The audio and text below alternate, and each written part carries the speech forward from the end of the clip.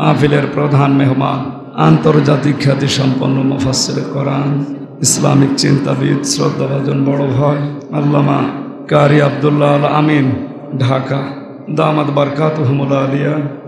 গতকালকে আমি ঢাকা আশুলিয়াতে মাওলানা আব্দুল হাই মোহাম্মদ সাইফুল্লাহ ভাই, আমি আর আল্লামা খালেদ সাইফুল্লাহ আয়ুবী সাহেব একটা অনুষ্ঠানে ছিলাম। ওনারা পোস্টার ছাপিয়েছে, আমার নাম দ্বিতীয় নম্বরে, তৃতীয় নম্বরে দিয়েছে সাইফুল্লাহ ভাইয়ের নাম।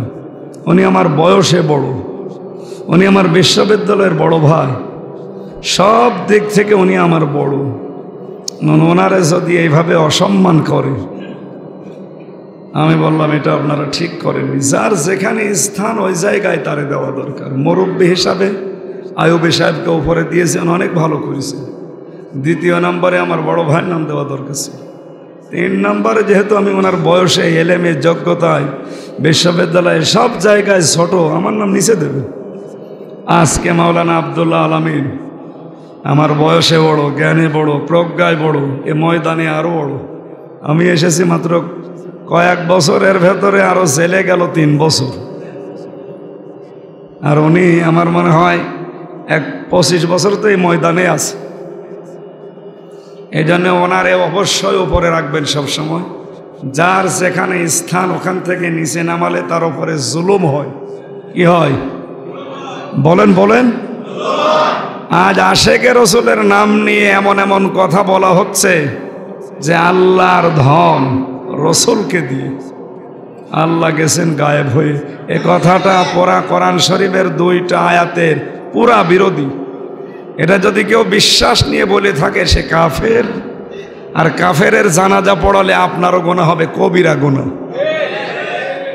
চ্যানেলটি সাবস্ক্রাইব করে আমাদের সঙ্গেই থাকুন। ইন্নাল হামদালিল্লাহি ওয়াসসালাতু ওয়াসসালামু আলা রাসূলিল্লাহ। আম্মা বাদ, ফাউযু বিল্লাহি মিনাশ শাইতানির রাজীম। বিসমিল্লাহির রহমানির রহিম। ইন তাজতানিবু কাবাইরা মা তুনহাউনা আনহু নুকাফির আনকুম সাইয়্যাতিকুম ওয়া নুদখিলকুম মুদখালান কারীমা। সাদাকতা ইয়া রব্বানা। আলহামদুলিল্লাহ। বাংলাদেশের ঐতিহ্যবাহী জেলা কক্সবাজার টেকনাফ থানার অন্তর্গত লেদা স্টেশন এলাকাবাসী কর্তৃক আয়োজিত ইসলামী সমাজ কল্যাণ পরিষদ কর্তৃক প্রতিষ্ঠিত ঐতিহাসিক তাফসিরুল কোরআন মাহফিলের স্বনামধন্য সভাপতি, মাহফিলের প্রধান মেহমান, আন্তর্জাতিক খ্যাতি সম্পন্ন মুফাসসির কোরআন, ইসলামিক চিন্তাবিদ, শ্রদ্ধাভাজন বড় ভাই আল্লামা কারি আব্দুল্লাহ আল আমিন, ঢাকা, দামাত বারকাতুহুমুল আলিয়া। আলোচনা আরও যে সমস্ত আলেমরা এখানে রেখেছেন, হায়াতে তাজ্জিবা সিহাতে কুল্লিয়া কামনা করছি আমি। যার মাধ্যমে সেই কুষ্টিয়া থেকে পর্যন্ত আসলাম তাকে শুকরিয়া জানাই। আব্দুর রহমান হাশেমি, সামনে বসা মুসলমান ভাইরা, পর্দার আড়ালের সম্মানিত মা এবং বোনেরা, এই কণ্ঠটা বসে যাওয়ার পেছনে কারণটাই এই যে জামা সব ভেজা, ঘাম শরীরে বসে যায়, যে গলা বসে যায়। 4-5 দিন ছিলাম আমরা রংপুর, কুড়িগ্রাম, লালমনিরহাট। ওই বিভাগটা তো এমনিতেই গরিব, ওদের ফ্যান নেই। আসলে গায়ে ঘাম বসে রংপুর থেকে এই অবস্থা আমার হয়েছে, গলাটা উঠতে দেরি হচ্ছে। দোয়া চাচ্ছি। খালাকাল ইনসান আল্লামাহুল বায়ান। আল্লাহ বলেন আমি মানুষ বানিয়েছি, মানুষকে কথা বলা শিখিয়েছি। বিজ্ঞান আল্লামাহুল বায়ানের ওপরে গবেষণা চালিয়েছে যে মানুষ কথা বলে কি করে। দেখেছে কয়েক ইঞ্চি এই জায়গা থেকে কথা বের হতে 27টা স্তর পার হওয়া লাগে। 27টা ধাক্কা লাগার পরে একটা কথা তৈরি হয়। আল্লাহ আমার মনে হয় কয়েকটা স্তর একটু দুর্বল করে দিয়েছি, এই জন্য কথাগুলো ক্লিয়ার বের হচ্ছে না বা বেঁধে যাচ্ছে। যেহেতু এ ক্ষমতা শুধু আল্লাহর হাতে, আমি দোয়া চাচ্ছি, দোয়া করছি সবার কাছে, আল্লাহ যেন আমার কণ্ঠটা কিছুক্ষণের জন্য ছেড়ে দেন, বলেন আমিন। এই প্রতিকূল পরিবেশের ভেতরে কোরআনে কারিমের জন্য এই যে মহব্বত আল্লাহ আমাদের অন্তরে দিয়েছেন, এটা একটা নিয়ামত। এটা কি? কোরআনের প্রতি বিদ্বেষ থাকা। ফাম্মাল ইনসানু ইযা মাবতালাহু রব্বুহু ফাআকরামাহু ওয়া নাআমাহু ফায়াকুলু রব্বি আকরামান ওয়া আম্মা ইযা মাবতালাহু ফাকদারা আলাইহি রিজকাহু ফায়াকুলু রব্বি আহানান। ভালোটাও আল্লাহর পরীক্ষা, খারাপটাও আল্লাহর পরীক্ষা। এই জন্য আমরা যারা ভালোর এই পক্ষে আছি, এটা পরীক্ষা। আল্লাহ এই পরীক্ষায় আমাদেরকে সফলতার সাথে উত্তীর্ণ হওয়ার তৌফিক দেন। মন্দভাবে যারা আল্লাহর এই আয়াতে, আল্লাহর এই নিদর্শনে উল্টাপাল্টা ধারণা নিয়ে এর কাছে আসার চেষ্টায় আছেন, হযরতে সালেহ আলাইহিস সালামের জামানায় আল্লাহ যে বিশাল উষ্টি পাঠিয়েছিলেন, তিনি জাতিকে ঘোষণা দিয়েছিলেন, এটা আল্লাহর আয়াত, ফাযারুহা তাকুল ফি আরদিল্লাহ ওয়ালা তামাসসুহা বিসুইন ফায়াখুযাকুম আযাবুন আলীম। তোমরা কেউ খারাপ উদ্দেশ্য নিয়ে আল্লাহর এই উষ্টি, এই আয়াতের কাছে, এই নিদর্শনের কাছে আসবে না। যদি খারাপ উদ্দেশ্য নিয়ে মেরে ফেলার জন্যে, ক্ষতি করার জন্যে আসো, আল্লাহ তোমাদের জন্য যন্ত্রণাদায়ক আযাব পাঠাবে। ওই জামানার নিদর্শন ছিল, আয়াত ছিল উষ্টি। কি ছিল? বলেন বলেন। উষ্টি বা উট। এখন থেকে কিয়ামত পর্যন্ত আল্লাহর সবচাইতে বড় নিদর্শন বা আয়াত, তার নাম কোরআন।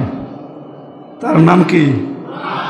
সুতরাং জাতিকে আমরা সতর্ক করছি, কোনো খারাপ উদ্দেশ্য নিয়ে এ কোরআনে কারিমের কাছে আসবেন না। এর ক্ষতি হয়, এ কোরআন বাধাগ্রস্ত হয়, এমন কোনো কাজে আঞ্জাম দেবেন না। নিজের কপালও নষ্ট করবেন, এ জাতিকেও আপনি ডোবাবেন। আমার কথার অর্থ বোঝা গেছে? যুগে যুগে এটা হয়ে আসতেছে, কিয়ামত পর্যন্ত এটা থাকবে। আল্লাহর নিদর্শন, আল্লাহর আয়াত সবচাইতে বড় যেহেতু এখন কোরআন, জাতিকে আমরা আবার সতর্ক করছি, এর কাছে কেউ যেন খারাপ উদ্দেশ্য নিয়ে ক্ষতি করার জন্যে, বাধাগ্রস্ত করার জন্যে আসবেন না। নিজের কপালটাও নষ্ট করবেন, জাতিকেও আপনি জাহান্নামের ভেতরে পৌঁছিয়ে দেবেন। আল্লাহ আমাদেরকে হেফাজত করুন, আমিন। এই নিয়ামত যিনি আমাদের জীবনে কিছুক্ষণের জন্য দিলেন, বলেন আলহামদুলিল্লাহ। দরুদ আর সালাম পড়ছি আমাদের নবী মুহাম্মদুর রাসূলুল্লাহ সাল্লাল্লাহু আলাইহি ওয়াসাল্লামের প্রতি। আমার আজকের আলোচনার বিষয় আপনারা দিয়েছেন কবিরা গুনাহ সমূহ। এটা গুরুত্বপূর্ণ পাঠ ইসলামের। গুনাহ দুই প্রকার, সগীরা আর কবিরা। কোরআনে কারিমের সূরা নিসার 31 নম্বর আয়াতটা আমরা ভাঙ্গা ভাঙ্গা কণ্ঠে পড়েছি। এখানে কবিরা গুনার তাফসিরে তাবারির ভেতরে, তাফসিরে ফাতহুল বারির ভেতরে, তাফসিরে ফি জিলালিল কোরআনে, তাফসিরে ইবনে কাসিরে, এ সবগুলো মিলিয়ে আমি কবিরা গুনার সংখ্যা পেয়েছি 70টা। আব্দুল্লাহ ইবনে আব্বাস রাদিয়াল্লাহু তাআলা আনহু এবং ইমাম আয-যাহাবী রাহমাতুল্লাহ আলাইহি, ওনারা কবিরা গুনার সংখ্যা নিরূপণ করেছেন 70টা। কয়টা? আরো জোরে বলেন। যদিও আরো বেশি আছে, ওনারা 70টা পর্যন্ত সংখ্যা দিয়েছে। আল্লাহর নবীকে সাহাবী প্রশ্ন করলেন, সবচাইতে বড় বড় গুনাহ কোনগুলো? নবীজি 7টার কথা বলেছিলেন। কয়টা? এর ভেতরেও সবচাইতে বড় গুনাহ 3টা। আমরা যে আয়াত পড়লাম সূরা নিসার 31 নম্বর আয়াত, যেহেতু তাফসীর মাহফিল আপনারা লিখে দিয়েছেন, এই জন্য তাফসীর হক আদায় করার জন্য শুধু পয়েন্টগুলো বলছি। সূরা নিসার ভেতরে আল্লাহ 5টা আয়াত দিয়েছেন। বিশ্বনবী বলেন, এই 5টা আয়াত যা আমাকে দেওয়া হয়েছে, এটা যদি না দিয়ে তামাম দুনিয়াও দিয়ে দিত, তাও আমি এত বেশি খুশি হতাম না। সূরা নিসার 5টি আয়াত পেয়ে আমি যত বেশি খুশি হয়েছি। তার 1 নম্বরে ইন্নাল্লাহা লা ইয়াজলিমু মিসকালা যাররা, 2 নম্বরে ইন তাজতানিবু কাবাইরা মা তুনহাউনা আনহু নুকাফির আনকুম সাইয়্যাতিকুম, 3 নম্বরে ইন্নাল্লাহা লা ইয়াগফিরু আন ইউশরাকা বিহি ওয়া ইয়াগফিরু মা দুনা যালিকা লিমান ইয়াশা, 4 নম্বরে ওয়ালাউ আন্নাহুম ইযলামু আনফুসাহুম জাউকা ফাস্তাগফিরুল্লাহ, 5 নম্বরে ওমা ইয়ামাল সুআন আও ইয়াজলিম নাফসাহু ইলা আখিরিয়া। এই 5টা আয়াতের ভেতরে যত কথা আছে, কিয়ামত পর্যন্ত কেউ যদি তাফসীর আকারে এই 5টা আয়াতের কথা বলতে থাকে, মুফাসসির যারা আছেন বলেছেন কিয়ামত এসে যাবে, এই 5টি আয়াতের যে মূল কথা কখনো শেষ করা সম্ভব না। এই 5টার 2 নম্বরে আমরা যেটা তেলাওয়াত করলাম, কবিরা গুনাহ। আল্লাহ রাব্বুল আলামিন বলেন ইন তাজতানিবু কাবাইরা মা তুনহাউনা আনহু নুকাফির আনকুম সাইয়্যাতিকুম ওয়া নুদখিলকুম মুদখালান কারীমা। তোমরা যদি বড় বড় কবিরা গুনাহ থেকে বেঁচে থাকতে পারো, কবিরা গুনাহ বড় অপরাধ, এগুলো থেকে নিজেদেরকে বাঁচিয়ে রাখতে পারো, আল্লাহ রাব্বুল আলামিন তোমাদের জীবনের ছোট বড় যে সমস্ত অপরাধ আছে, মানবীয় কারণে যে গুনাহগুলো হয়, এই গুনাহগুলো নিজের ইচ্ছায় মাফ করে দেবেন। এমন জান্নাতে প্রবেশ করাবেন যেখানে গেলেই মানুষের সম্মান বেড়ে যাবে। উলাইকা ফি জান্নাতিম মুকরামুন, আমি জান্নাতীদেরকে নিজে তাদেরকে সম্মানিত করব। জোরে বলুন সুবহানাল্লাহ। আজকের আয়াতের ভেতরে আমরা কবিরা গুনাহ 70টা, আরও আছে, আমরা একটা একটা করি। সবচাইতে বড় যেহেতু 7টা, কয়টা বলেন তো?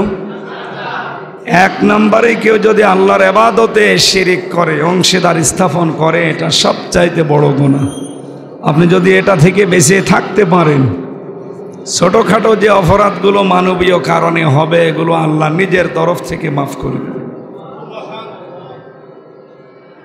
কোরআনে কারিমের সূরা নজমের 32 নম্বর আয়াতে আল্লাহ জানিয়েছেন আল্লাযীনা ইয়াজতানিবুনা কাবাইরা ইসমা ওয়াল ফাওয়াহিশা ইল্লাল লামাম। তোমরা যদি এই পৃথিবীতে বড় বড় কবিরা গুনাহ এবং ফাহেশা অশ্লীল কাজ থেকে নিজেদেরকে বাঁচিয়ে রাখতে পারো, ইল্লাল লামাম, ছোটখাটো গুনাহগুলো আল্লাহ নিজের তরফ থেকে মাফ করে দেবেন। আমাদের আজকের এই মাহফিল থেকে টার্গেট নেওয়া লাগবে, যতদিন বেঁচে আছি বড় কোনো গুনার ধারে আমরা যাব না। মানবীয় গুণের কারণে কোনো ছোটোখাটো অপরাধ যদি হয়ে যায়, বড় গুনাহ থেকে বেঁচে থাকার কারণে মহান আল্লাহ নিজের পক্ষ থেকে আমাদের মাফ করে দেবেন। এমন একটা বাগানে প্রবেশ করাবেন যার তলদেশ দিয়ে নদী আর নহর প্রবাহমান থাকবে, আর আমাদের ওখানে প্রবেশ করলে সম্মান আল্লাহ নিজে বাড়িয়ে দেবেন। সুবহানাল্লাহ। প্রশ্ন আসতে পারে, জান্নাত তো এমনি সম্মানের জায়গা, এখানে গেলে আবার সম্মান বাড়ানোর কি আছে? আপনারা জানেন আমি 3টা বছর ছিলাম আটকা জীবনে, বন্দী জীবনে, জেলখানায়। ওই 4 দেওয়ালের মাঝে অনেককে সম্মান দিচ্ছে, অনেককে অপমান করছে, যদিও জায়গাটায় অপমানের। ওখানে তো সম্মান দেওয়ার কিছু নেই, তারপরও কিছু মানুষকে জেলার, সোফার, সুবেদার, কারারক্ষী, এই যারা আছে, হয়তো তাদের প্রভাব প্রতিপত্তির কারণে, অথবা ক্ষমতার কারণে, অথবা টাকা পয়সার কারণে, তাদের সাথে যে আচরণগুলো, আর আমরা যারা রাজনৈতিক মামলায় অথবা মূল্য চুরির মামলায় যারা বাতিলের টার্গেট, জালেমের জুলুমের শিকার হয়েছিলাম, তাদেরকে যে অপমান করা হয়েছে ভেতরে, ক্ষমতাওয়ালা, টাকাওয়ালা, প্রভাব প্রতিপত্তিওয়ালা মানুষগুলোর সাথে ওই অপমানজনক জায়গায় ওইটা করা হয়নি। তাহলে ওই রকম জায়গায় যদি সম্মান দেওয়া যায়, যেটা আসলেই সম্মানের জায়গা, উলাইকা ফি জান্নাতিম মুকরামুন, আল্লাহ বলেন আমি জান্নাতীদেরকে স্পেশালভাবে সম্মানিত করব যদি বড় বড় কবিরা গুনাহ থেকে ওরা নিজেদেরকে বাঁচিয়ে রাখতে পারে। ৭০টা বলা হয়তো আমার এই ভাঙ্গা কণ্ঠে এবং এই গরমে জানা মনে হয় ভিজা, এই জন্যে মনে করলাম পাল্টিয়ে নিই। এখানে আপনাদের সামনে তো আর পাল্টানো যাচ্ছে না, এই জন্যে এটা নিয়ে যতক্ষণ চালাতে পারি আমি চেষ্টা চালাচ্ছি। আর আসতেছি অনেক দূর থেকে, তো এই জন্যে সমস্যা হয়ে গেছে। পরিবেশটা আজকে আমাদের অনুকূলে না, কণ্ঠ আমার অনুকূলে না। অনেকে মনে করছে ভাঙ্গা কণ্ঠ নিয়ে আসলেন কেন? আমি দাওয়াত যদি কোনো জায়গায় নিয়ে থাকি, মরে গেলে আমার লাশ হলেও সেখানে যাবে। কথা বলতে পারি না তাতে কি? মানুষ অন্তত যারা বড় আকাঙ্ক্ষা নিয়ে 10, 15, 20, 30 কিলো দূর থেকে আসে, ওরা যেন হতাশ হয়ে ফিরে না যায়। উল্টাপাল্টা ধারণা করে যে মনে হয় দাওয়াতই দেয়নি। জেল থেকে বের হওয়ার পরে এই ছেলেটা লেগেছিল, মেলে না সিস্টেমে, তাই দিতে পারিনি। কিন্তু দিতে দিতে এমন একটা সময় দেওয়া হয়েছে যখন আমিও পারি না, গলাও পারে না, আপনারাও ছাড়েন না। আল্লাহু আকবার। কণ্ঠের মালিক যেহেতু আল্লাহ, উনি কণ্ঠ ইচ্ছা করলে এখনই ছেড়ে দিতে পারেন না, ওই ক্ষমতা আল্লাহর নেই। আল্লাহ তুমি আমার কণ্ঠটা ভিক্ষা দাও, বলেন আমিন। যে কয়েকজন ডাক্তার দেখিয়েছি প্রত্যেকের একই কথা, যে কথা বলবেন না। 10 দিন কথাবার্তা বন্ধ করে বেড রেস্টে থাকেন, এমনি ভালো হয়ে যাবেন। এর কোনো ঔষধ নেই। আমার কাজই কথা বলা, আমি বন্ধ করে থাকবো কি করে? এজন্য কম বেশি আমার কথা বলাই লাগবে, কণ্ঠ থাক আর যাক। আল্লাহর ইবাদতে আজকে থেকে যতদিন বেঁচে আছি, কোনোদিন যেন আমাদের শরীক অংশীদার স্থাপন না হয়। আজ মুসলমানেরা এটা বেশি করছে, অন্য জাতির কথা তো বাদই দিলাম। বাংলাদেশে আজ গরম সুন্নি, ঠান্ডা সুন্নি, আশেকে রসুলের নাম নিয়ে, সুন্নিয়তের নাম নিয়ে এরা যেভাবে আল্লাহর ইবাদতে অন্যকে শরীক করে, এ তো গজব নাজিল হওয়ার কথা। আরে ভাই, যেখানে যার স্থান সেখানে তাকে রাখা দরকার। গতকালকে আমি ঢাকা আশুলিয়াতে মাওলানা আব্দুল হাই, মোহাম্মদ সাইফুল্লাহ ভাই, আমি আর আল্লামা খালেদ সাইফুল্লাহ আয়ুবী সাহেব একটা অনুষ্ঠানে ছিলাম। ওনারা পোস্টার ছাপিয়েছে, আমার নাম 2 নম্বরে, 3 নম্বরে দিয়েছে সাইফুল্লাহ ভাইয়ের নাম। উনি আমার বয়সে বড়, উনি আমার বিশ্ববিদ্যালয়ের বড় ভাই, সব দিক থেকে উনি আমার বড়। ওনারা যদি এইভাবে অসম্মান করে, আমি বললাম এটা আপনারা ঠিক করেননি। যার যেখানে স্থান ওই জায়গায় তারে দেওয়া দরকার। মুরব্বী হিসাবে আয়ুবী সাহেবকে উপরে দিয়েছেন, অনেক ভালো করেছেন। 2 নম্বরে আমার বড় ভাইয়ের নাম দেওয়া দরকার ছিল। 3 নম্বরে যেহেতু আমি ওনার বয়সে, এলেমে, যোগ্যতায়, বিশ্ববিদ্যালয়ে সব জায়গায় ছোট, আমার নাম নিচে দেবে। আজকে মাওলানা আব্দুল্লাহ আলামিন আমার বয়সে বড়, জ্ঞানে বড়, প্রজ্ঞায় বড়, এ ময়দানে আরও বড়। আমি এসেছি মাত্র কয়েক বছরের ভেতরে, আরও জেলে গেল 3 বছর। আর উনি আমার মনে হয় 25 বছর তো এই ময়দানে আছে। এই জন্য ওনারে অবশ্যই উপরে রাখবেন সবসময়। যার যেখানে স্থান, ওখান থেকে নিচে নামালে তার উপরে জুলুম হয়। কি হয় বলেন বলেন? আজ আশেকে রসুলের নাম নিয়ে এমন এমন কথা বলা হচ্ছে যে আল্লাহর ধন রসুলকে দিয়ে। আল্লাহ গেছেন গায়েব হয়ে। এ কথাটা পুরা কোরআন শরীফের 2টা আয়াতের পুরা বিরোধী। এটা যদি কেউ বিশ্বাস নিয়ে বলে থাকে সে কাফের। আর কাফেরের জানাজা পড়ালে আপনারও গুনাহ হবে, কবিরা গুনাহ। জেলখানাতে মাওলানা মামুনুল হক আমার সাথে ছিল 3 বছর। উনি মনে হয় মাসের ভেতরে 30 দিনে 28 দিনে এটা বলতেন, হামসা বাইরে যদি যেতে পারি কোনো দিন, কোনো কাফেরের জানাজা পড়বো না, পড়তেও যাব না। বললাম আপনি এ বিষয়ে এত কড়া কেন? কাফেরের জানাজা পড়াতে, মুশরিকের জানাজা পড়াতে নিষেধ করেছে কে? সূরা তাওবার 112 নম্বর আয়াত তার দলিল। উনি যেহেতু শাইখুল হাদিস, হাদিস আরো আমার চাইতে ডিপলি আরো ভালো বোঝে, হাদিসের ব্যাখ্যাগুলো, কোরআনের তাফসিরগুলো ওনাদের এই 3টা বছর কওমি মাদ্রাসায় প্রায় 76 জন আলেম আমার সাথে, আর আমি একা শুধু আলিয়া মাদ্রাসার। ওনারা আমাকে অনেক কিছু দিয়েছে, মুফতি হারুন ইজহার ভাই সহ, মাওলানা শাখাওয়াত হোসেন রাজি ভাই সহ, খালিদ সাইফুল্লাহ আইয়ুবী ভাই সহ বহু আলেমের কাছে এক ছোট ছোট জ্ঞান নিতে নিতে আল্লাহ আমাকে অনেক কিছু জানার, বোঝার, বাস্তবে উপলব্ধি করার তৌফিক দিয়েছেন। ওগুলো যেন আমার প্র্যাকটিক্যাল লাইফে এখন আমি সেট করতে পারি, বলে না আমি। ওনার আমি বারবার বলেছি, ভাই আপনি এ বিষয়ে এত কড়া। হ্যাঁ, কারণ আমি কোনো হারাম কাজ বাইরে যেয়ে করতে চাই না। সুতরাং আজ আশিকে রাসূল সুন্নিয়াতের নাম নিয়ে দেশকে শিরিক আর বেদাত ভরপুর করার জন্যে, মানুষকে বেঈমান বানাতে, আল্লাহর উপরে রসুলকে তুলে দেওয়ার জন্য যারা পায়তারা করছেন, আপনি কাফের হয়ে গেছেন।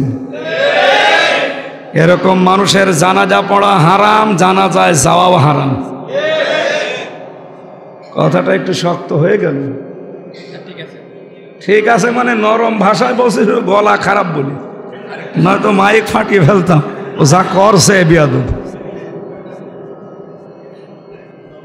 শায়েখ আহমদুল্লাহর মতো এদেশের পথিত দশা আলেমে দিন, এরকম একজন নাম করা, জ্ঞানে গুণে সব চরিত্রে উন্নত, আর যারা তার পেছনে লেগেছে ওদের কোনো চরিত্র আছে?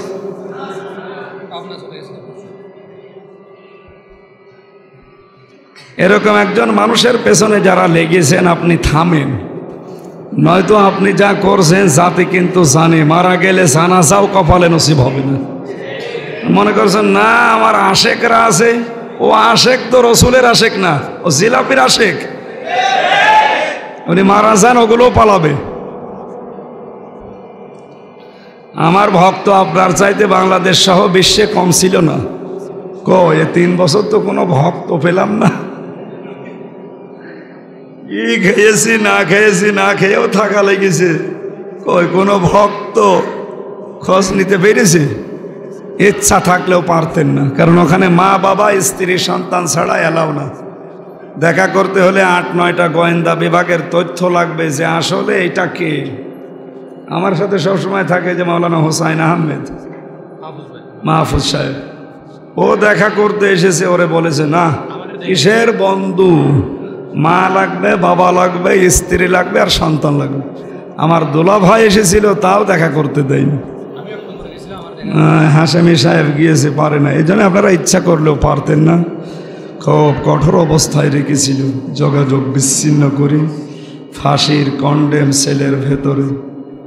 অথচ মার্ডার মামলার আসামি যারা ঘুরে বেড়াচ্ছে আমার সামনে, আর আমারে আর মাওলানা মামুনুল হককে রেখেছে 24 ঘন্টা তালাবদ্ধ করে। যেন শরীরটা আসলে দুর্বল হয়েছে ওই সময় থেকে, এখন ও স্বাভাবিক হচ্ছে না। 3 বছর একাধারে যা গেছে, এগুলো তো আবার স্বাভাবিক হতে সময় লাগবে না? ভেতরে তো কিছু নেই, খোলা পড়ে আছে। এখন আপনার একটু ভালো মন্দ খাওয়াচ্ছেন, কিন্তু জার্নিতে সব শেষ হয়ে যাচ্ছে।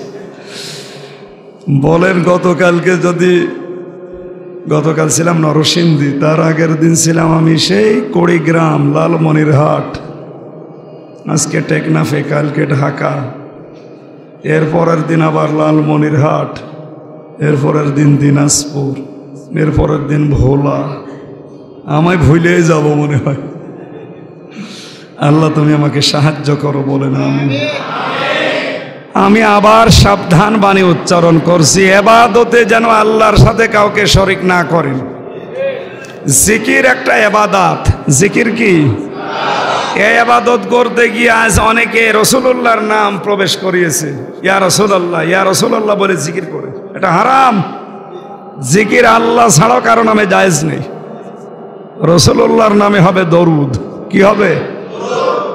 যেখানে রসুলের নামে জিকির করা জায়েজ নেই, সেই জায়গায় আপনি ইয়া আলী বাবা, শাহ আলী বাবা, দয়াল বাবার নামে জিকির করেন, আপনি মানুষ।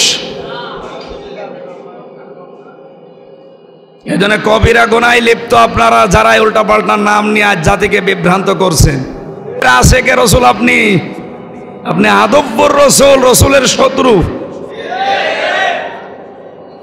আপনি থামেন। মানুষকে আর বিভ্রান্ত করেও পারবেন না, কারণ এখন মানুষ সতর্ক হয়ে গেছে ইউটিউবের মাধ্যমে, এরা ইন্টারনেটের মাধ্যমে এত সতর্ক, আপনার এই ভুল ভাল কথা এরা বোঝে। সুতরাং আপনি থামবেন আশা করছি। আল্লাহর ইবাদতে, আল্লাহর জিকিরে রাসূলুল্লাহকে যদি ইয়া রাসূলুল্লাহ ইয়া রাসূলুল্লাহ জিকির করা জায়েজ না থাকে, সেখানে কোন বাবা এত বড় হয়ে গেছে যার মাজারে বসে বসে তার নাম নিয়ে জিকির করা যায়? আবার তার দরবারে গেলে কেউ খালি হাতে ফেরে না, এই কথা আপনি ঘোষণা দিচ্ছেন, আপনি তো কাফের হয়ে গেছেন।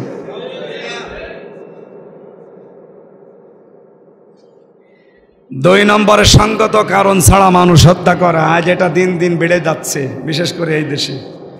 আপনারা জানেন গত কয়েকদিন আগে বাংলাদেশের একজন বারবার নির্বাচিত এমপি মারা গেছে, আমাদের কুষ্টিয়া ঝিনাইদহ কালীগঞ্জ থানার এমপি। 4-5 বার তো নির্বাচিত হয়েছে, এই 3 বার যা হোক, এর আগে 2 বার তো অন্তত ছিল। সব মিলে বারবার নির্বাচিত একটা এমপি, ওনার লাশ পর্যন্ত এখন শুনলাম যে 70 কেজি যদি ওনার ওজন থাকে, 20 কেজি পাওয়া যাচ্ছে, 50 কেজি আর পাওয়া যাচ্ছে না। তার মানে কেটে টুকরা টুকরা করে এক এক জায়গায় লাশের টুকরা ছড়িয়ে দিয়েছে। ন্যায়সঙ্গত কারণ ছাড়া যারা এভাবে হত্যা করলেন, আর এর সাথে যারা ইনভলভ আছেন, যোগাযোগ যাদেরই আছে, তারা কবিরা গুনায় লিপ্ত। যাকে মারলেন এ লোকটার স্ত্রী, সন্তান, মা বাবা, এদের কাছে আপনি মুক্তিপণ দিয়ে মাপ পেতে পারেন, তাছাড়া মাপ পাওয়ার কোনো কায়দা নেই। এই কথা বোঝেন আমার? আপনাদের এখানে যিনি দায়িত্বে ছিল ওসি প্রদীপ, আমার সাথে ছিল কয়দিন। আমি একদিন বললাম, স্যার আপনি হুজুর দোয়া করেন। দোয়া করবো মানে আপনি তো আমার আল্লাহরে বিশ্বাস করেন না, কি দোয়া করব?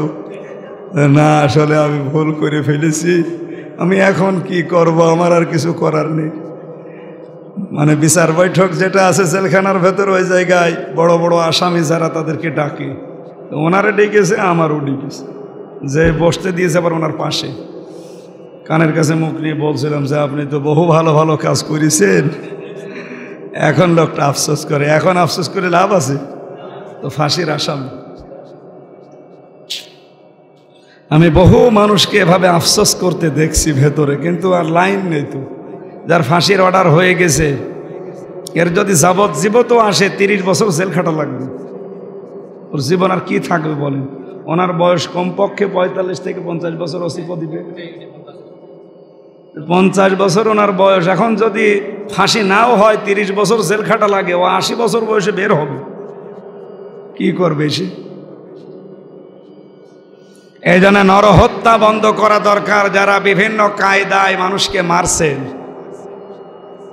ঝিনাইদহ জেলার বিশেষ করে এই কালীগঞ্জ সদর থানা, কটসাদপুর আর মহেশপুর, এ সমস্ত থানাতে বহু মানুষকে বিনা কারণে অনেকের ইশারায় মারা হয়েছে। আল্লাহ হয়তো তারও প্রতিশোধ নিতে পারে, কারণ ইন্না বাদশা রব্বিকা লাশাদীদ। আমি এমনিতেই কিছু বলি না, কিন্তু জড়ি ধরি, ওরে আর ছাড়ি না। আমি আল্লাহর ধরা বড় শক্ত ধরা। এই জন্য আজ যারা বৈধ অবৈধ দেখা দেখি নেই, বিভিন্ন কায়দায় মানুষ সাফ করার চিন্তায় আছেন, আমি আর নিচে নামলাম না, আপনি থামেন। এটা কবিরা গুনাহ। কি গুনাহ?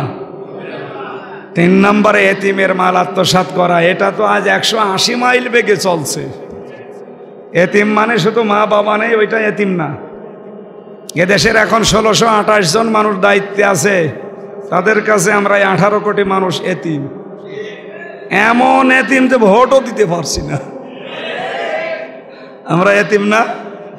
কত অসহায়, কত এতিম হলে এই হাশেমি সাহেব যদি আমার মতো দাঁড়িয়েলা 10টা মানুষকে ওনার বাড়িতে এখন ডেকে বলে যে একটু খাবার খাওয়াবো, 5 জন থানায় খবর দেবে যে গোপন মিটিং চলছে। কি এতিম আমরা! এতিমের মাল, এতিমের অধিকার যারা নষ্ট করছেন, আপনি কবিরা গুনায় আছেন। নাকি নাম ধরে বলা লাগবে?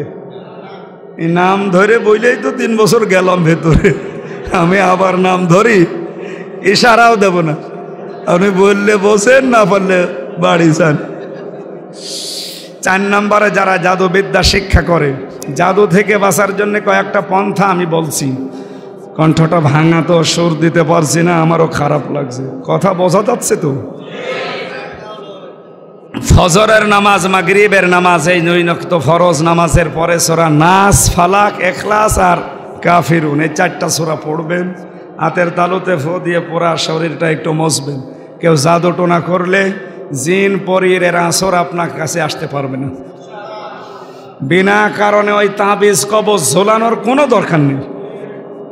তাবিজ যাদের আছে খুলে ফেলবেন, কোনো কাজ নেই তাবিজের। হ্যাঁ, অনেকে যারা তাবিজ দিয়ে ব্যবসা করে খাচ্ছে তারা কিন্তু সকালবেলায় আমার নামে বদদুয়া করবে। 5 নম্বরে যে মানুষগুলো সুদ খায়, সুদের লেনদেন করে, এদেশে এখন নেই? এই টেকনাফে বহু মানুষ আছে 1000 টাকা ছেড়ে রাখে, মাসের পরে 1020 টাকা পায়। মনে হয় এই এলাকায় নেই। 20 টাকা না তো, এখানে 1000 টাকা দিলে 1100 টাকা হয়। ওরে মানে মাসলে আমার কুষ্টিয়াতে তো 100 টাকা 1020 টাকা দেয়, আর এখানে 1000-100 টাকা দেয়। বলেন সুবহানাল্লাহ। এই কবিরা গুনাহ এলাকার মানুষ আছে, অথচ এটা যারা খাচ্ছেন তারা নিজের মায়ের সাথে জেনা করছেন। এ কথা বলতেও ঘৃণা লাগে, তারপর হাদিস তো বলা লাগলো। অনেক নাম করা মানুষকে আমরা দেখতে পাচ্ছি এখন এই ব্যবসায় নিজেদেরকে জড়িয়ে রেখেছে। আর এত চালাক, সুদের টাকা যখন ছাড়ে নিজের নামে ছাড়ে না, বোর নামে ছাড়ে। যদি গোনা হয় বোর নামে হোক। 15 সালের দিকে, 2015-র দিকে কুষ্টিয়ার বড় বাজার মসজিদে একবার দেখি এক আল্লাহর ওলি বসে এরকম জিকির করছে। বললাম, দাদা কিছুই তো করেন না, খালি বসে বসে জিকির করেন। বলছে, আমার কোনো কাজ নেই, কাম নেই। আমার বাবার যে জমি ছিল ওইটা বিক্রি করে ব্যাংকে রেখে দিয়েছি, প্রতি মাসে ওখান থেকে লাভ আসে, ওইটা তুলি আর আমি খাই আর আল্লাহ আল্লাহ করি। এটা তো সুদ, কবিরা গুনাহ হবে আমি জানি। সুদ খেলে কবিরা গুনাহ হয় আমি জানি, মায়ের সাথে জেনার গুনাহ হয় তাও জানি। টাকা তো আমার নামে আমি রাখিনি, টাকা রেখেছি আমার বোন নামে। যদি গুনাহ হয় বর হবে। আর আমি এই যে সুবহানাল্লাহ পড়ি, আর ওই যে গুনাহ যদি 2-1টা হয় ও কাটাকাটি হবে, মাঝখানে জান্নাতে যাব। এই ধান্দায় হয়তো আপনারা 1000-1100 টাকা নিচ্ছেন না, কুল দেবেন। আপনি থামেন ভাই। 7 নম্বরের কবিরা গুনাহটা মারাত্মক, মা বাবার সাথে খারাপ আচরণ করা, তাদের খরচপাতি না দেওয়া। এটা এ জেলায় আছে না? এটা বন্ধ করা লাগবে। আজ বাংলাদেশের বিভিন্ন জেলাতে আমরা দেখতে পাচ্ছি বৃদ্ধাশ্রম তৈরি হচ্ছে, অথচ এটা তৈরি করাই হারাম। সরকার প্রধান যিনি আছেন উনি আইন শুধু পাশ করেছিলেন যে মা বাবাকে খরচ দেওয়া লাগবে। কিসের আইন পাশ করা? এর জন্য শাস্তি দেওয়া দরকার। যাদের সামর্থ্য থাকার পরেও মা বাবার পেছনে খরচ করেন না, এই মানুষগুলোকে শাস্তি দেওয়া দরকার। আর বৃদ্ধাশ্রম তুলে দিয়ে ওই মা বাবাকে তার সন্তানের দায়িত্বে দেওয়া দরকার। সন্তানের দায়িত্বে অনেক সময় রাখা যাচ্ছে না আজ পুত্রবধূদের কারণে। এই কথা বলেন এখানে। এখানে আমি স্বামী, এই যে স্বামী, এইটাও স্বামী। জিজ্ঞাসা করেন তো এই স্বামীদেরকে, প্রত্যেকটা স্বামী মন থেকে চায় বিয়ের পরে আমার মা বাবা আমার সাথে থাকবে। তো 100টার 98টা বউ এটা চাই না। সম্মানিত মা বোনের, এটা রেকর্ড হচ্ছে, আপনার কানেও যাবে। আপনি কার বুদ্ধিমতো, কার পরামর্শ মতো, কার ফোর্স শুনে আপনি এই কাজ করেন বলেন তো? আপনার মা আর আপনার বড় বোন আপনাকে কান ভাঙায় যে আলাদা হ, আরামে খেতে পারবি না। এরকম বউ দেশে নেই? এরকম বুদ্ধি দেয়, এরকম বউ আছে? কার হাত তোলেন তো দেখি। ও আছে এলাকায়।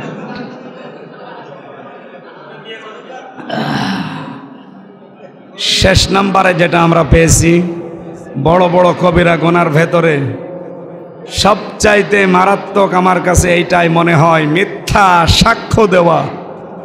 মানুষের কাছে মিথ্যা মিথ্যা কথা বলে বলে মিথ্যা তহমত দিয়ে তার জীবনটা নষ্ট করে দেওয়া, এটা সবচাইতে বেশি চলছে আজ বাংলাদেশে। আমার মামলার চার্জশিট দিয়েছে, যে বিষয়ে মামলা দিয়েছে আমি আল্লাহর কসম এই মসজিদের ভেতরে, কোরআন আমার হাতে দেন আমি বলবো আমি জানি না। অথচ 3টা বছর যদিও আমি জেলে ছিলাম এই বিষয়ের কারণে, যাক আমি মাফ করে দিলাম। এখন মামলার চার্জশিট দিয়েছে, সাক্ষী আসবে। বলেন যারা সাক্ষী দেবে একটা কথাও সত্য বলতে পারবে? এই মামলায় 4 থেকে 14 বছর জেল হয়। আমার 14 বছর জেল হোক, আমি জেল নাই খাটলাম, আপনি বাঁচবেন কি করে? আপনার তো মরণের পরে আবাদান আবাদান জেল হবে, তখন আপনি বের হতে পারবেন? মামলার আয়ু থেকে যারা এ মামলার সাথে রিলেটেড আছেন আপনারা থামবেন। নিজের কপালে নিজে আগুন লাগাচ্ছেন, আপনি টের পাচ্ছেন? আমারে নাই কষ্ট দিলেন, আমার বউটা, আমার মেয়ে 2টা, আমার বাবা মা কষ্ট পাইল। আপনি তো বাঁচতে পারবেন না, কারণ 100 বছর পরে এ দুনিয়ায় আমিও থাকবো না, আপনিও থাকবেন না। এক কথা বলছেন এখানে, নতুন মানুষ এসে এই দুনিয়া আবাদ করবে, আমরা 2 দলই থাকবো কবরে। আমারে আল্লাহ হয়তো এই জুলুমের কারণে মাফ করে দিলেও দিতে পারে, কিন্তু আপনি এই তহমত লাগিয়ে মিথ্যা সাক্ষী দিয়ে একটা মানুষের জীবন বরবাদ করে নষ্ট করে, আপনাকে তো আল্লাহ মাফ করবে না। শুধু আমার সাথে একা না, এরকম হাজারো মানুষের সাথে হচ্ছে।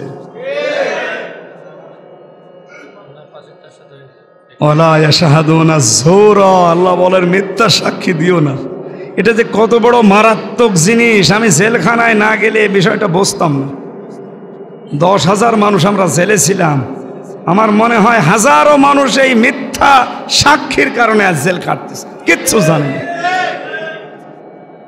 হয়তো ঘুমিয়ে আছে ঘরে, চোখ খুলে দেখছে জেলখানায়। কি গো, তুই গাছ কেটেছিস, গাড়িতে আগুন লাগিয়েছিস, কখন? ঘুমের ঘরে।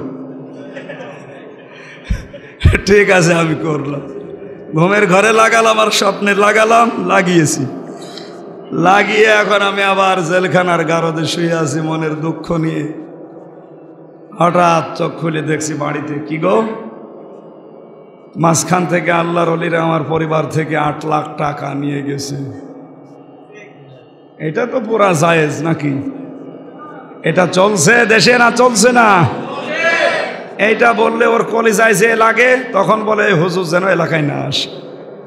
আরে ভাই, তো খাপের খাপ মুমতাজের বাপ মিলিয়ে যাচ্ছে, কারণ আমি দেখে এসে ওয়াজ করছি। যারা বাস্তবতা টের পাচ্ছেন না, টের পাননি, হয়তো কিছু মনে হচ্ছে না, ওটা টের পেলে আপনি বুঝতেন। যদি বাঁচাতে পারেন, মানবীয় কারণে যদি ছোটোখাটো গুনাহ হয়েও যায়, আল্লাহ আপনাকে দুনিয়াতেই মাফ করিয়ে জান্নাতি ঘোষণা দিয়ে নদখিলকুম মদখলান কারিমা, সম্মানিত জায়গায় পৌঁছিয়ে দেবে। বলেন আমিন। ভেতরে ঘেমে গেছে, কণ্ঠও যেন সাপোর্ট করছে না। পারিবারিক জীবনের যে সমস্যাগুলো আছে, দাম্পত্য জীবনের কলহ এবং সমাধান কি করে করা লাগে, পারিবারিক জীবনে বেশিরভাগ, আজকেও একটা ভিডিও দেখছিলাম, 2টা সন্তান রেখে পরকীয়া প্রেমিক পালিয়ে গেছে। এটাও জেলখানায়ও দেখেছি। বহু মানুষ এই পারিবারিক জীবনে পরকীয়া প্রেমের কারণে জেল খাটতেছে। এখন যে জল্লাদ আছে আপনার চট্টগ্রামে বাড়ি, ইলিয়াস, এই লোকটাও বউ মার্ডারের আসামি। অথচ সেমন কিছু না, ওই বউর সাথে মার মিল ছিল না, মাকে কিছু দিলেই বউ রাগ করত। বউকে সংশোধন করার জন্য যে এই জায়গায় একটা এরকম মেরেছিল, এই জায়গা দিয়ে যদি আপনি এখানে জোরে মারেন, এই রগ কিন্তু খুব সূক্ষ্ম রগ, লোকটা মরে যাবে। ও বলছে আমি সংশোধন করার জন্য এখনই মরে যেত। এই জায়গায় একটা দিলাম, ও ছাতা দেখছি মরে গেছে। এর কারণে এখন আমি আজ যে ফাঁসির আসামি, এখন যাবজ্জীবন। একটা করে ফাঁসি দিলে ও 4 মাস জেল মুক্ত হয়। হয়তো 50টা যদি 30 বছরে ফাঁসি দিতে পারে, 4-5 বছর মাফ হবে। খুব বড় গুনাহ করে জেল খাটতেছে এই পারিবারিক জীবনের কারণে। যেন এটা দেখে দেখে আমি জেলখানায় 2টা বই করেছিলাম, যে পারিবারিক জীবনে দাম্পত্য কলহ এবং এর সমাধান করা যায় কী করে, 19টা বিষয় লিখেছি। গাড়িতে আছে নাকি বই? থাকলে ওটা নিয়ে যাবেন। আপনারা এত দূর থেকে টেনে নিয়ে আসা অনেক কষ্ট, তারপরও গাড়িতে কিছু আছে, যাওয়ার সময় নিয়ে বউকে দেবেন, যে পরকীয়া প্রেমে যদি একটু লাইন মাইন থাকে ওইটা পড়ো। নিজের মেয়েকে পড়াবেন, নিজের ফুফুকে দেবেন, বোনকে দেবেন, মাকে পড়াবেন। মেয়েদের জন্য একটা আছে, ছেলেদের জন্য একটা আছে। আল্লাহ আমাকে তুমি আমার কণ্ঠটা ফিরিয়ে দাও, আল্লাহুম্মা আমিন। লা হাওলা ওয়ালা কুওয়াতা ইল্লা বিল্লাহিল আলিয়্যিল আযীম। লা ইলাহা ইল্লা আনতা সুবহানাকা ইন্নী কুনতু মিনাজ জালিমিন। কক্সবাজার জেলার টেকনাফ লেদা স্টেশন, লেদা কেন্দ্রীয় ঈদগাহ ময়দানে ইসলামী সমাজ কল্যাণ পরিষদ কর্তৃক আয়োজিত বিশাল তাফসিরুল কোরআন মাহফিলে বড় আশা নিয়ে তোমার বান্দা বান্দিরা এসেছিল। পরিবেশ আমাদের অনুকূলে নেই, এই জন্য তোমার বান্দিরা হয়তো অনেকে বাড়ি চলে গেছে। বান্দারা যারা এ কষ্ট অস্বীকার করে শুনেছে, আল্লাহ তুমি জীবনে কবিরা গুণমুক্ত করে দাও। 70টা কবিরা গুণ আমরা কোরআনে হাদিসে যতটুকু ঐতিহাসিক প্রেক্ষাপটে তাফসীর অনুযায়ী পেয়েছি, প্রতিটি গুনাহ থেকে তুমি আমাদের জীবনকে মাহফুজ রাখো আল্লাহ। মাহফিলের আয়োজন করতে গিয়ে তোমার যে বান্দাগুলো শ্রম দিয়েছে, বিশেষ করে আব্দুর রহমান হাশেমি সহ যত মানুষ শ্রম দিয়েছে, আল্লাহ এদেরকে যে মা পেটে নিয়েছে, মায়ের পেট তুমি খাদিজার মতো বানিয়ে দাও। এলাকায় মাটির নিচে যারাই শুয়ে আছে এই মাহফিলের কারণে তাদেরকে মাফ করে দাও। মাওলানা আব্দুল্লাহ আল আমিন, আল্লাহ আমার বড় ভাইকে তুমি মাফ করে দাও। আমি কণ্ঠটা তোমার কাছে ভিক্ষা চাই, কোরআন হাদিসের কথাগুলো সহজ সরল ভাষায় বলতে পারি, সেই তৌফিক সেই কণ্ঠ তুমি আবার ফিরিয়ে দাও। বারাকাল্লাহু লানা ওয়া লাকুম ফিল কোরআনিল আযীম। আল্লাহ পাশেই কবরস্থান, নীরব শহর, হাজার হাজার মানুষ এখানে ঘুমিয়ে আছে। যত মানুষ এখানে আছে আল্লাহ প্রত্যেককেই ক্ষমা করে দাও। প্রতিটি অক্ষরের বিনিময়ে 10টা করে নেকি ওদের কবরে পৌঁছিয়ে দাও। আল্লাহুম্মা ইন্নী আসআলুকা শাহাদাতান ফি সাবিলিক ওয়া জাআল মাউতি ফি বালাদি রাসূলিক। সাধারণভাবে মরণ দিও না, কবিরা গুনাহ মুক্ত হয়ে, শিরিক বেদাত কুফর থেকে মুক্ত হয়ে জিহাদের ময়দানে বিশেষ করে আমাদেরকে শাহাদতের মরণ দিয়ে তুমি ধন্য করো আল্লাহ। আল্লাহ আমার ডান পাশে যিনি বসে আছে তার জীবনকে পরিচ্ছন্ন করে দাও। যত সম্মানিত মানুষ এখানে আছে এদের সম্মান আরো বাড়িয়ে দাও। মনের ভেতরে যার যে কামনা বাসনা আছে আমাদের জায়েজ আশাগুলো পূর্ণ করে দাও। মাথা নিচু করে, বৃষ্টির সময় দোয়া কবুল হয়। আমি মুসাফির মানুষ, অসুস্থ মানুষ, মজলুম অবস্থায় আছি এখনো পর্যন্ত। আল্লাহ আমাদের জীবনের জায়েজ আশাগুলো পূর্ণ করে দাও। আমার স্ত্রী অসুস্থ, তাকে তুমি শেফায়ে কামেলা আজেলা নসিব করো। বারাকাল্লাহু লানা ওয়া লাকুম ফিল কোরআনিল আযীম। এখনো পর্যন্ত আমরা কেউ খবর রাখি না, জানিও না এই লেদা অথবা এই হিলা অথবা এই টেকনাফের বাজারে কার কাফনের কাপড় এসে গোড়াগড়ি করছে। সাদা ওই কাপড়ে মোড়ানোর আগেই তুমি আমাদের মুখ দিয়ে বের করে দাও, লা ইলাহা ইল্লাল্লাহু মুহাম্মাদুর রাসূলুল্লাহ। সালাম।